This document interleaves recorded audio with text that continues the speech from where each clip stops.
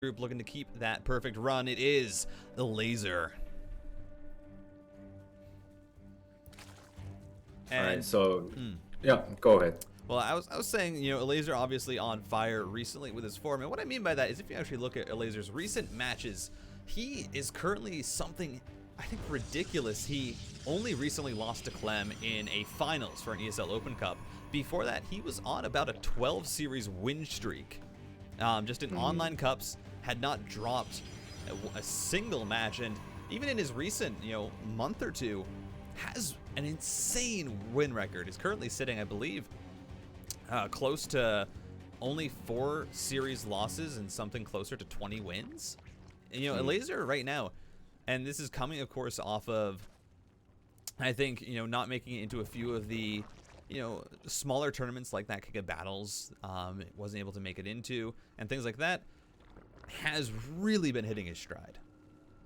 What do you mean? King of Battles is like one of the most if you look at the qualifiers, like the ones like who didn't make it, like it's insane. So yeah, like it is like definitely one of the more competitive ones. And you know, just to kind of outline how this match is gonna unfold, in my opinion, is that this map is actually Krystianer's pick.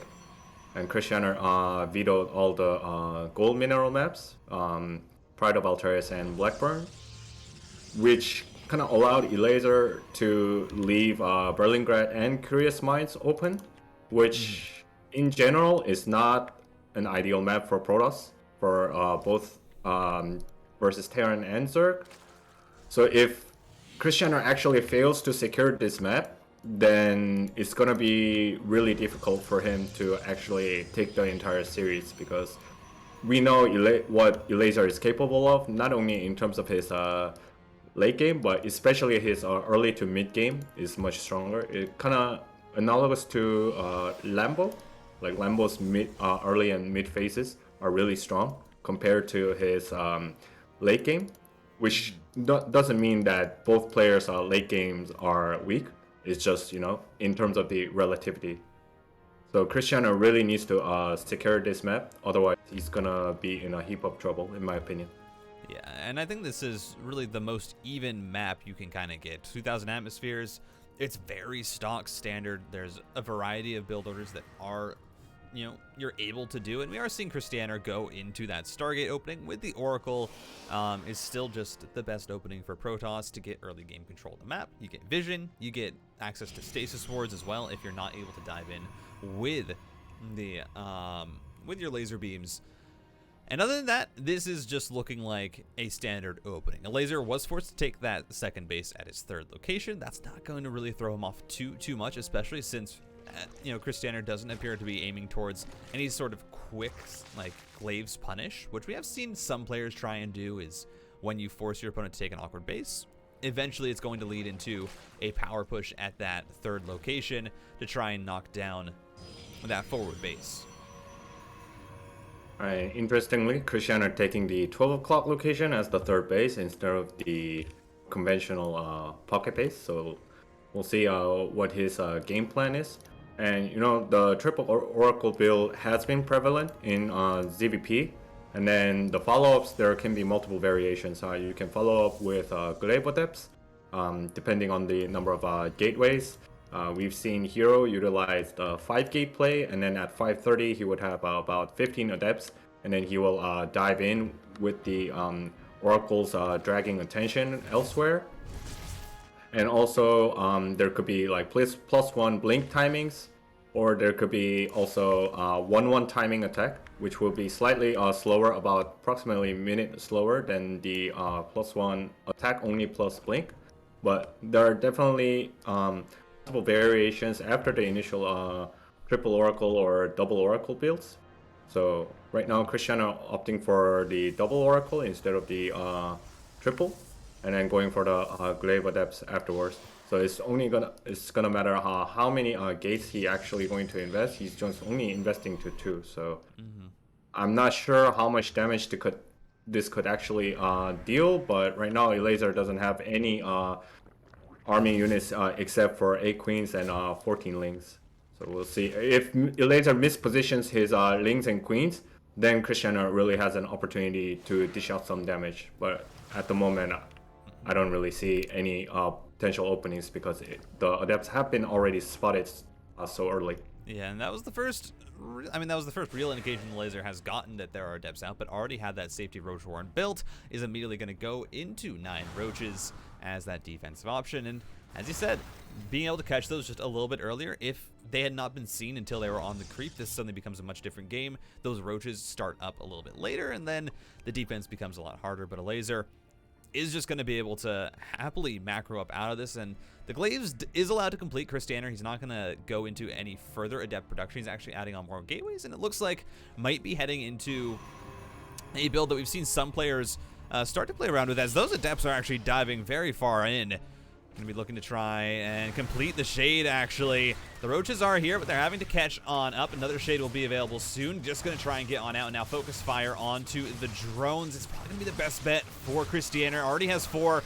Grabs a 5th. It's not the best, but does manage to keep most of the Adepts alive. And that's important because the follow-up to this is going to be, as you mentioned, that standard Blink +1 timing attack with additional gateways going down and a 4th even being taken. Yeah, usually you want to take the 4th sub 6 minutes, but because he invested it into the glaive, resonating glaives, and also additional adept production, so it's later than the conventional 4th timing for us in recent days. And also, yeah, he preserved a lot of the adepts, and was able to kill off 5 drones and now 4 additional drones by the oracles, and he preserved both oracles. So right now his situation is okay for Krystianer, but he also needs to scout the presence of Spire, because it's about three quarters done, and when the mutants are out, he's gonna have a very difficult time because he doesn't have any cannons and batteries in both his main and natural. So this will be like the optimal timing for Krystianer to actually attack, because when the initial few mutas come out, that's when the Zerg has the lowest number of units available in terms of fight off this army composition. But once the muta count stacks up, then it's gonna get only difficult for Krystianer from here on. Yeah, as the Blink has finished up, and we're going to see the force fields go down. Krystianer trying to take this fight. A nice bait on that Stasis Ward with just a few lings, but still, it's so hard to collapse into this Blink Stalker army. You have the Adepts there. They can shred through the lings. The Immortal in the back is going to be able to dish out some damage as long as we have some good kiting here from the Protoss, and so far is doing a decent job, but you're just seeing the supply of Elazer swelling so high. Even snipes the Warp Prism there with the Biles. So many Ravagers available. And Elazer looks like he's going to completely crush this attack. Yeah, and also Elazer's decision making was very good, because instead of opting to go for the mutas despite the spiral was done, he actually produced 26 additional lings along with like 6 more Ravagers. So he had all the tools necessary to hold this attack, and on top of that he was able to kill off Krystianer's War Prism. So that really also hindered Krystianer's overall firepower as well. And yeah, the 2 oracles that have been preserved from the early game really doing work to get rid of the Ravagers, but now the queens are here, transfuses going down onto the roaches, and the oracles need to back off. As you can see, the army supply significantly in favor of Elazer. Yeah, some people might say it's skewed because of the roach and Ravagers, but Roach and Ravagers are actually pretty good against this composition coming out from the Protoss. And Krystianer just now adding his 2nd Immortal. He doesn't have Disruptor Tech available to fight against this Roach Ravager, and his 4th is in a serious jeopardy, and I think it's just going to go down. It's just only a matter of time. I mean, the charge lots are getting a lot of work done. There are quite a few gateways available here for Krystianer, currently working on 8 gates, and it's a high Ravager count, which means these charge lots, they do some damage, and we're seeing this fight go down on 2 fronts. The 4th base doesn't actually go down, and Krystianer, he actually manages to maintain a pretty high worker count through all of it. Has the Templar Archives on the way, but it's still a battle of weathering the storm right now because there's just so much production available for Elazer, who's continuing to try and push on in. Has to be careful though, there's 2 Immortals available, a 3rd is on the way, and as soon as you have a good Immortal count being built up, it becomes a lot harder for this Roach Ravager to get damage done. And Elazer already has established his fifth. All he has to do is just transfer the drones and get things going. Meanwhile, he's going for the two-pronged attack with the Roaches and Roach Ravager squads. Really trying to pincer Krystianer's both fourth and his army. And also you can see centrifugal hooks on the way as well. And once those are done, then the Zealots would be neutralized heavily as well. Oh, as this fight, it's just, I mean, you're getting backed into a corner. The sandwich was set up by Elazer. He knew exactly how he wanted to take the fight, and that's going to be GG called. Elazer doing a great job in game one to maneuver himself to a victory. Himself up 1-0. Yeah, and as aforementioned, Krystianer really needed this map going into the subsequent maps of the series, but he failed to secure it. So, we'll see what his follow-up game plan would be, but it's going to be pretty difficult from here on, since next map is now Curious Minds, and this map, because of the short rush distance, it allows the Zerg, to opt for early game aggression, or it could go mid game aggression as well. Yeah, the Protoss can do a aggressive play as well, but if the Zerg deciphers the intent coming out from the Protoss, then the Zerg can be completely prepared and shut down anything that the Protoss throws at the Zerg. Yeah, as we are going to be getting into map number 2, and it's going to be on to Curious Minds, which is definitely a map that, I mean, it's probably going to be a little bit more difficult for Krystianer. There's a lot of open space. This Roach Ravager, it doesn't get any easier to deal with when you're on a map where every base can very easily be surrounded. We're going to see if he can pull it out, though. Countdown is going down. We're going to head on to Curious Minds. And I mean, Brian, so far, not the best start for Krystianer. I mean, do you think there is a chance for him to pull it back here? I think it really depends on what his build will be. To be honest, I wasn't the biggest fan of his opening in 2K Atmospheres, especially if he were to go with that depth follow-up, then I think he should have invested more in terms of the number of gateways and really go for the kill. Absolutely. Anyhow, we are into the game, though. Here we are, ladies and gentlemen, in the top left-hand corner. It is going to be Blazer's Krystianer. Right, at the 5 o'clock position, we have the Blue Zerg representing Team Liquid and Poland, Elazer.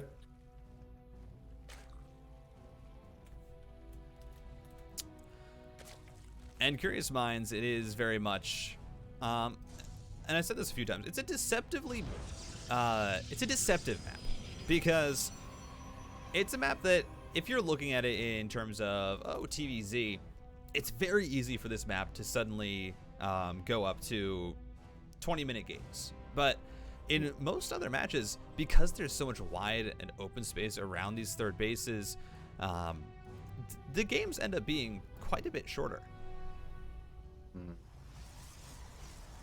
Yeah, I mean, because of the short rush distance between the two sides expansions, I think that really kind of puts all three races to be a bit more aggressive. It's actually very hard to kind of try to sit back and play a more defensive game. And also for the Zerg, it's imperative to figure out the Protoss' intention and vice versa. So I think Protoss would opt for going Oracles once again, not only just to get the harassment done, but also to get constant scouting info using the Oracles revelations, and then react accordingly. So for this map, if the Zerg were to actually go for that Queen drop with Ling and then Ravager along with the Roaches, if the Protoss actually goes for triple Oracles, it's going to be very difficult to stop it, because you need the gash that you invested onto the third Oracle into Immortal production or even Disruptor production. So the ideal way to actually stop that attack is to stop at 2 Oracles and then really start to crank out Robo units as well as Sentries and Stalkers. So we'll see what Krystianer's game plan would be. Obviously, it's Stargate as expected. And then would Elazer go for aggressive play, or is he just going to play reactive based on what Krystianer throws at him, and then go on from there? So usually when people go for triple Oracle, actually some of the Korean players, they just intentionally let the Zerg to take the natural as the second base. And then when the third is relatively exposed, they actually dive the oracles in initially to get some kills off. But if you make induce the Zerg to plant the second base at the pocket location, then the queens would already be in position at that location. So it's going to be harder for the oracles to actually dive and get some decent amount of damage in.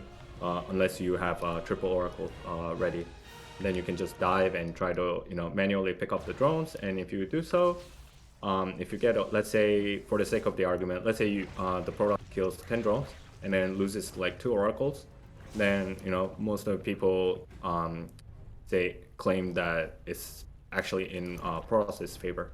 Yeah, and I definitely feel like the build choice for Krystianer wasn't necessarily that bad in the first game. I think it's a good idea where you force the third, of course, in an awkward position. You have the 2 oracles, and then with the Glaive Adepts as well, you kind of have some seesawing of action where you're using the Adepts to try and find harassment on the third, and then the oracles can also dive into the main or the natural. It just wasn't really used, I think, to its fullest potential, and so Elazer didn't take altogether that much damage, while Krystianer also significantly delayed his 4th base. As I said, usually Protosses, in a normal standard macro game where nothing's happening, you want that to go down.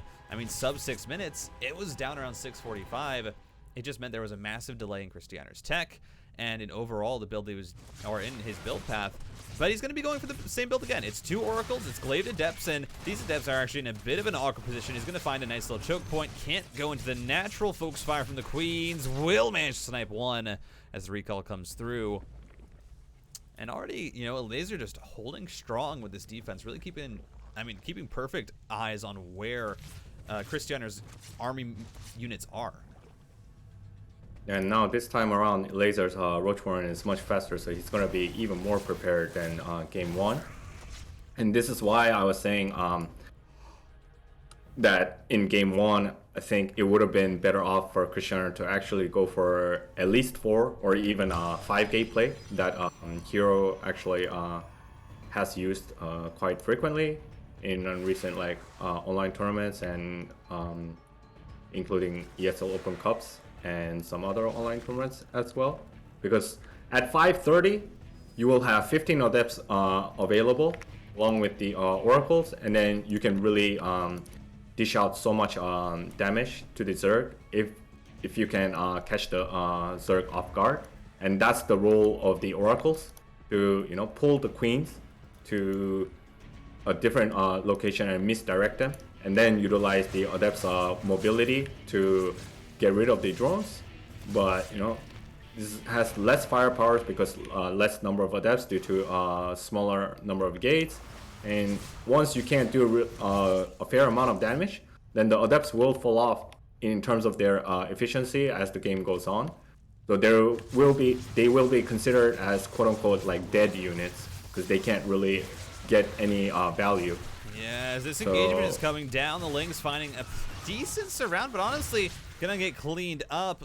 Krystianer's just gonna shade on out, and again, the Queen's able to zone out the Adepts. The Oracles are nowhere to be seen during that whole thing. They're actually back defending the third base, and so there's not really that double-pronged threat as we've been talking about for Krystianer. It's just the Adepts, and when it's only the Adepts, especially off of 2 gates, there's no real openings for Krystianer to find damage. His Elazer is just so darn good at keeping track of where those units are and how many he needs to have. As now, look at this massive unit swell coming across the map. Force fields are going to go down to try and get this Immortal out of danger, and they're going to do a good job as the Oracles pelting away at these units. But there's just no shield battery. There's nothing here to help the defense. The Immortal is doing work, but it just doesn't matter because there's so much for Elazer. Yeah, and he only has 6 gates, which is not ideal, and also the robo facility was very exposed. So GG. Nice attack coming out from Elazer after fending off that